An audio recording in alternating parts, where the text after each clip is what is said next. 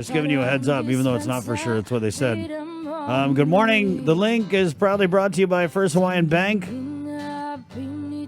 Cabo Enterprises, and IT&E, and this next segment, where we kind of focus on Tuesdays, physical and mental health well-being, and chat with either people who are doing exercise or people who are reaching out to parts of our community that need to be reached out to. And so it's all brought to you by the Thrive Coalition, where it takes a village to raise healthy and drug-free youth. We'll go into the KUAM News Zoom room where we've sanitized everything. We did an inspection. There's no contraband or anything in there. We have the executive director of Sanctuary, Vic Camacho, and he's joined by the Quality Assurance and Corporate Compliance Officer, Leilani Gilitinag. God, I know I said it right. Can you, Leilani, school me then? It's pronounced just how it's spelled, Giltinag. All right, Giltinag. There you go. The Sanctuary QA. Good morning, Vic. Good morning, Lonnie. Thanks for joining us. Morning. Morning. So I guess we'll just catch up real quick on where are we at with Sanctuary and the PCOR 1 and how it's affected your operations. How are you operating during this lockdown?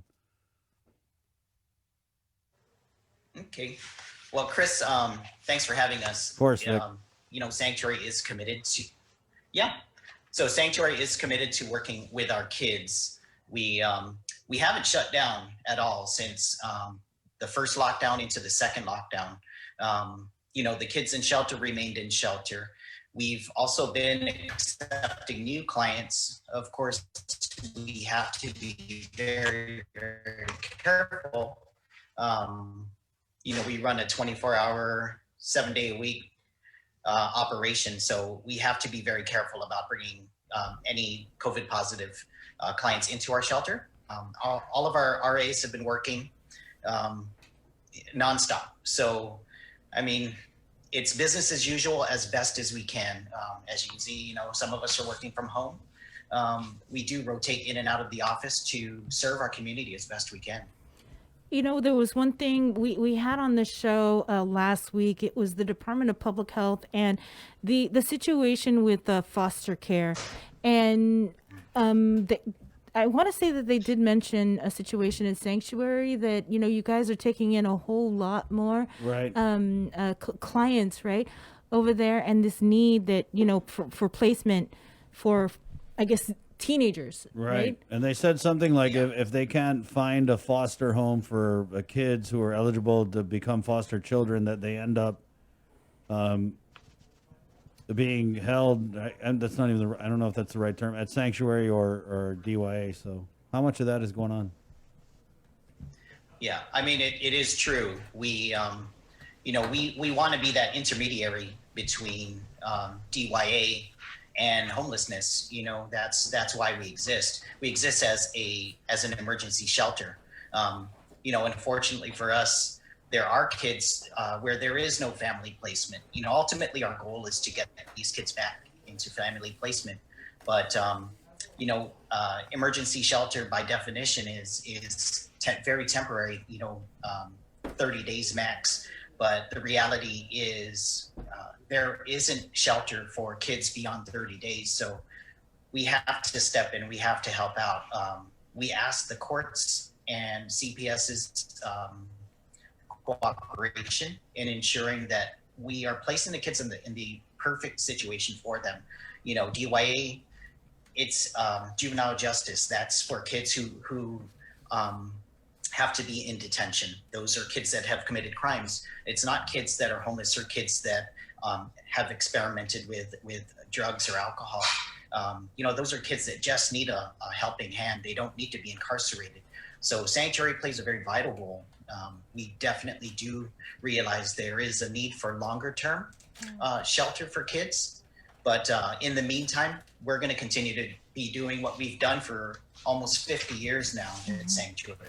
And if you could just kind of explain, how you guys are providing those sorts of services to our youth during this time of COVID.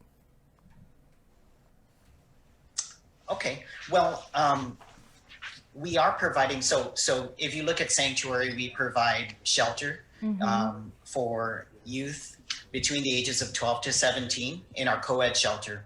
We also have another shelter that we run for young adults between the ages of 16 to 22. And those are adults who also have dependents. So if a young mom is homeless with 3 dependents up to the age of 9, we'll take them in and we will house them and care for all their needs. We also have our drug and alcohol rehabilitation facility. So, and that is for the same 12 to 17.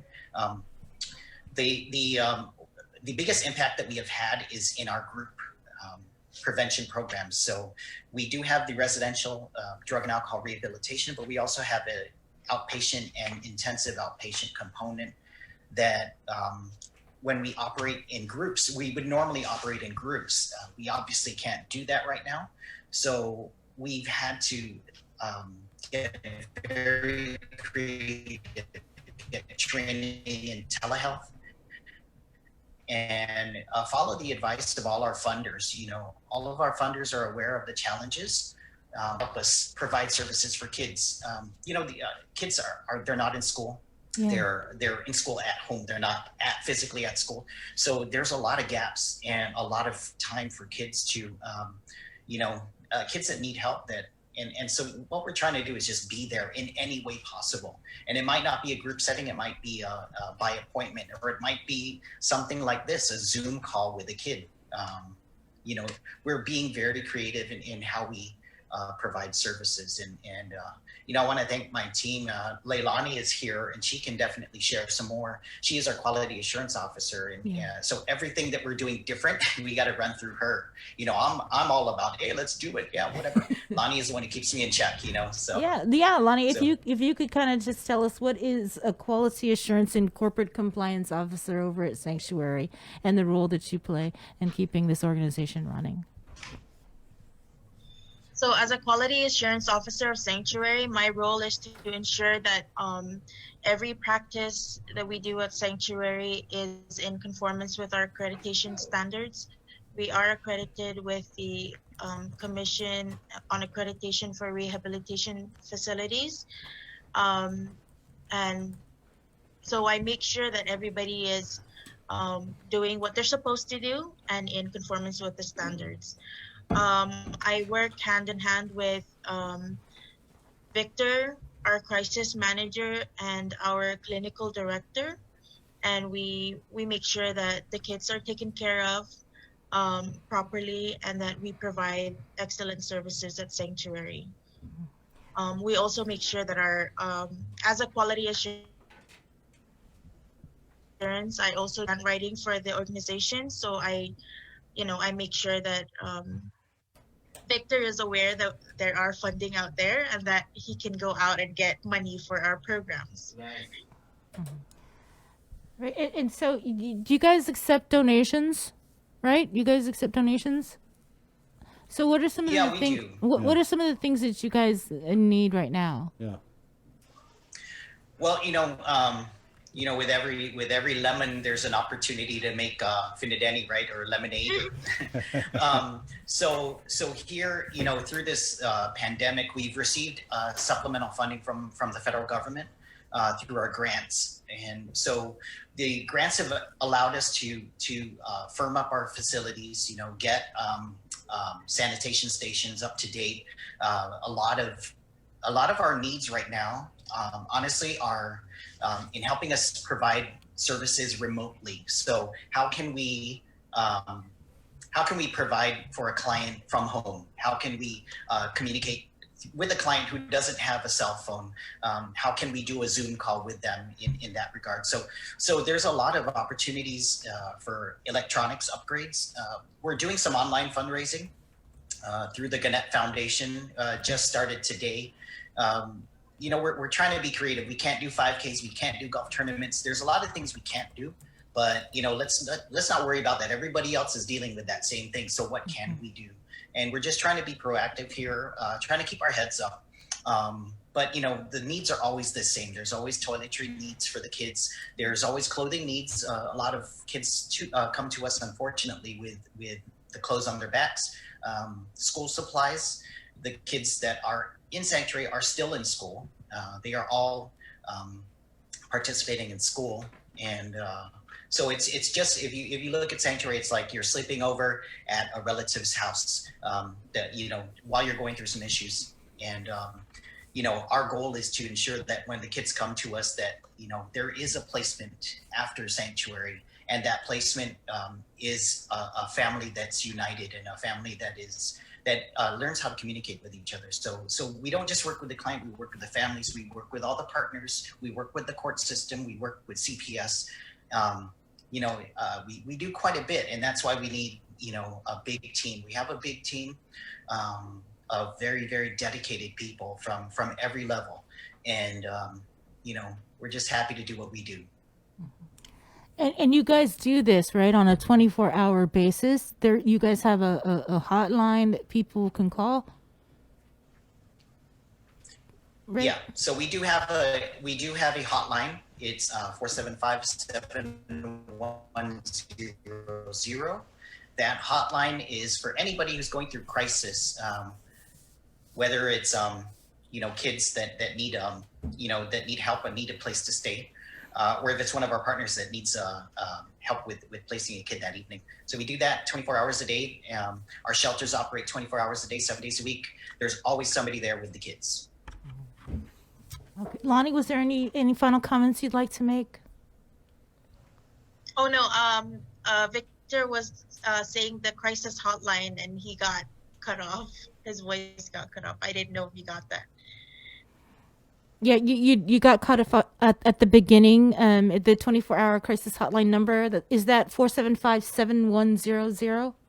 Was that correct? Yes. Okay. Yes. All right. I guess just to wrap this up, any final comments, Vic? Yeah, I just want to, we just got word just like within the last hour that we received another 3-year accreditation from CARF, the Commission on Accreditation for Residential Facilities. So, All right. yeah, rehabilitative facilities. So, yeah. So, we had to do our survey virtually. So it was challenging. Our teams of all of our team. So I applaud them. They did a great job. All right. All right. Yes. Thank you, Vic and Lonnie. Appreciate it. And it's brought to you by our friends at the Thrive Coalition, where it takes a village to raise healthy and drug-free youth. Thrive with us. So thank you for thriving with us this morning. Thank you. Stay safe. Wash your hands. Thank you. Thank you, Lonnie. Again, Thanks, Sanctuary, they have a 24-hour crisis hotline. That number is 475-7100. 475-7100.